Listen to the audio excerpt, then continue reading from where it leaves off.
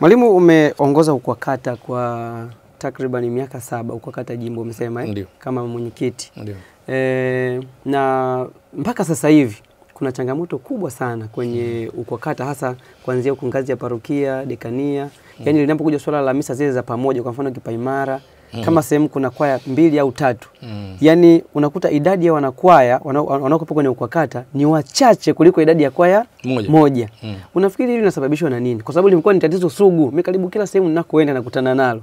Unafikiri hili jambo linasababishwa na nini? Jambo hili linasababishwa na umimi ule ubinafsi kwanza, linaanzia pale. Sisi kwaya yetu ni bora kuliko kwaya B. Kwaya B wanasema sisi ni bora kuliko kwaya C. Sasa kakisha kuwepo kale ABC, sasa ABC wote wanakuja kukaa pamoja, waimbe pamoja, atakuwa na wewe A unaimba vibaya. C anakuwa na huyo uimbaji wake, yule mkazo mwalimu anajua muziki. Sasa hivi naanziaga pale, hiyo ni namba 1. Lakini ya pili inakuja sisi tuko wengi. Wataenda yule. Yule mimi kama mimi leo na mambo yangu, kwanza jana tulikuwa mazoezi, sasa natuendea UKWAKATA leo. Hapana. Mimi leo na mambo yangu naenda nayo. Sasa mimi simesema mimi na wewe umesema mimi na yule amesema na yule. Sasa ile mimi wako wengi wanakwenda. Mnajikuta siku wanakuja kwenye mazoezi wako 24 na kwaya ya UKWAKATA wako 120. Sasa haya mawili hayo nimejaribu kufuatilia, nimeona hasa ndo yanasababisha.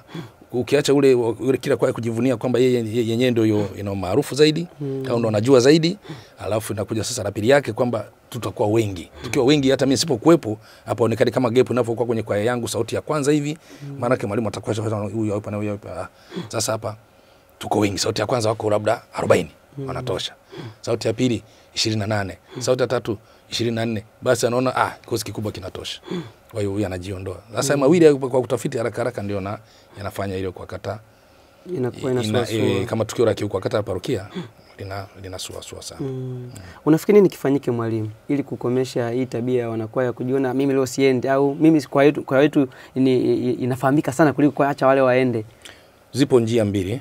Njia ya kwanza ni semina. Mtu ajue utume wa uimbaji, anawajibika kufanya nini.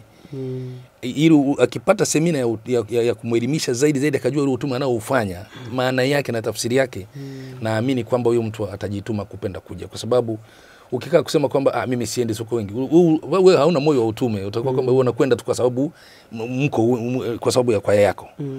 Lakini njia ya pili ni kuomba maparoko. Kuna maparoko ambao wamesimama kidete kwa ajili ya hili. Na sehemu nyingi wamefanikiwa. Kwa sababu kuna maparoko anasema kwamba haupo kwenye UKWAKATA hauji na kwenye kwaya yako, basi jiondoe kabisa.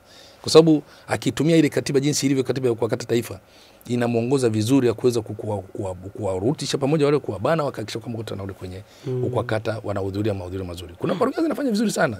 Ukienda kutoka kwa 120 na yani wanaimba tena, wameshaanza kuelewana kwa raha zao, mpaka wengine wanarekodi na album kabisa. Lakini kwa sababu ya msukumo wa mababa wa kiroho katika parokia, sasa wameshazoea kitu cha kawaida. Mababa wa kiroho wakijipanga vizuri, wanaweza wakaleta mabadiliko makubwa sana katika kuwarudisha UKWAKATA kwa wamoja. Ndio.